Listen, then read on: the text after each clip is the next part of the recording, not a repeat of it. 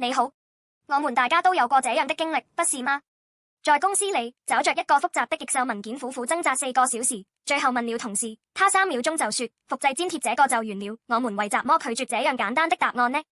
因為我們內心有個聲音在低語，只有我複雜地努力，通過痛苦才能成就才有意義。擁有一切的乃將軍，表面上無人知曉的深層個人痛苦，無法治癒的大麻風與他相伴。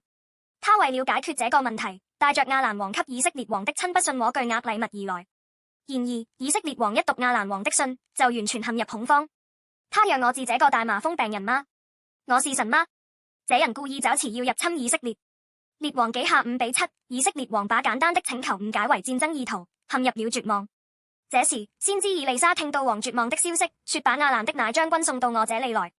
8節，以色列王懷疑是戰爭意圖而複雜思考，但以利沙簡單一句話，送他來。送來是最簡單的邀請，意思是你的複雜努力不需要，只需接受神的恩典。我們內心的金錢、努力、規格都無法解決的深層空虛和個人孤獨，正是乃的痛苦。我們試圖通過更複雜的計劃來解決，拼命填補自己。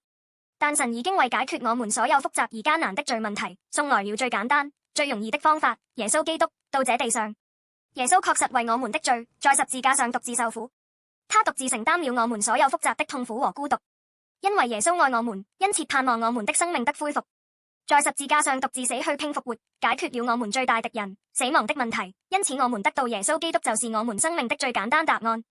即使現在當我們絕望、痛苦、孤獨，為解決問題掙扎時，耶穌簡單地說：到我這裏來。今天把壓在你身上的那些複雜問題放下吧，像回應以利沙邀請的那一樣，接受最簡單、最容易的救恩邀請。在耶穌基督裏，你的痛苦將變為平安，孤獨變為完全的關係，破碎變為強大的恢復。